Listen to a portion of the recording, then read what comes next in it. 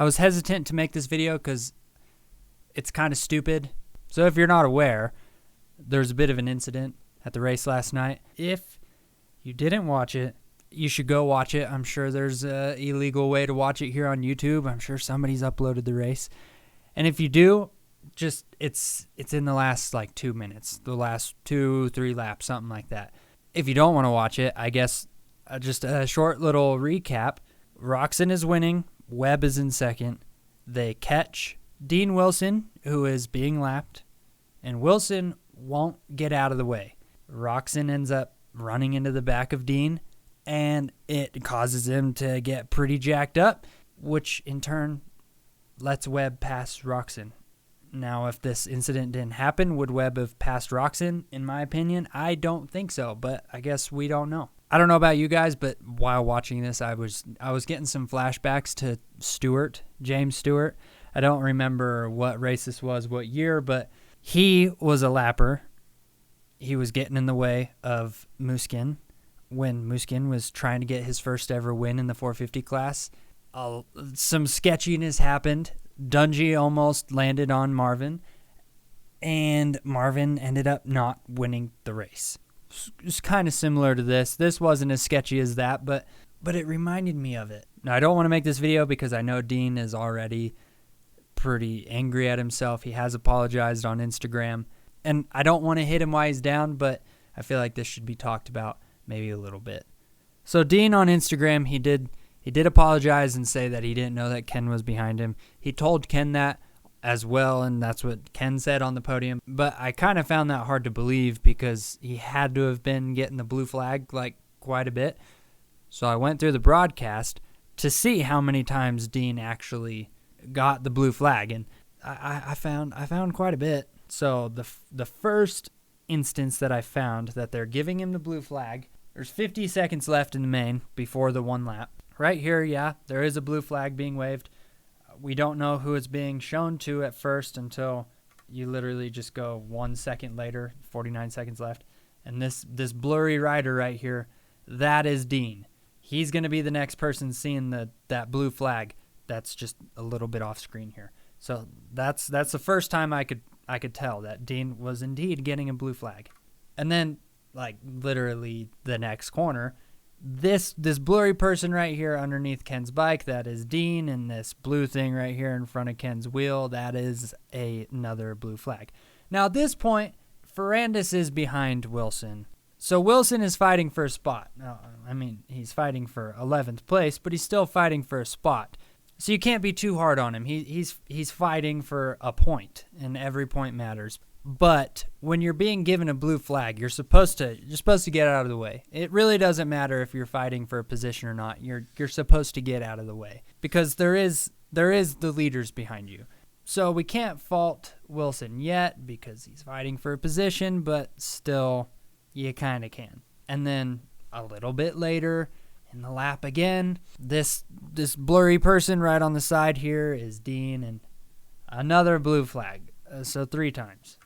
And then the next corner, Dean is going over the finish line, and there's a blue flag being waved at him.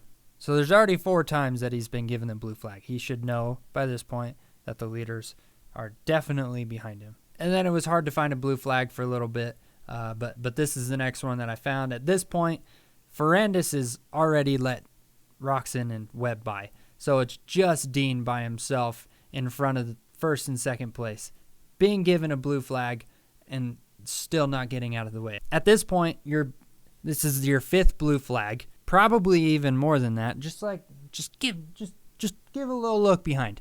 Just go wide in a corner and look to the inside.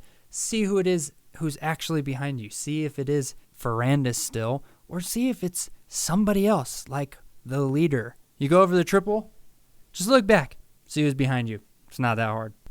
And then at this point, Ken and Webb, they're about to be given the white flag. Dean is still in front, and he's technically not getting the white flag. He still has 2 laps to go, and the finish line flagger is giving him the blue flag yet again. Wilson, at this point, he has to know. I don't see any way that he does not know that there's the leaders behind him. It's pretty blatant by this point. And then right here, they're going through the whoops. There's 2 more corners, and then the incident happens. Wilson is in front of them, and again, he's being given a blue flag. So I just wanted to show he was given plenty of chances to know that the leaders were behind him. He was given 7 blue flags, probably double that we can't see on the broadcast. That's a little ridiculous. It was 2 laps. The track must have been hard to pass on. And you can say that Ken was so much faster than Dean and that he should have been able to pass him easily. But the thing is with lappers that you're expecting them to get out of the main line and to give you the main line. So you're setting up for that main line. And when they don't get out of the way, it's not like you can move real quick to get into the slower line and risk being passed by the person behind you. That's not how it works. The lapper is supposed to get out of the way so that you can use the fast line. And you can see that because Ken was following Dean a lot. Because I'm sure he was expecting him to get out of the line so that he could use the good line. Dean never did that. The incident happened. Ken ran into the back of him, almost went down.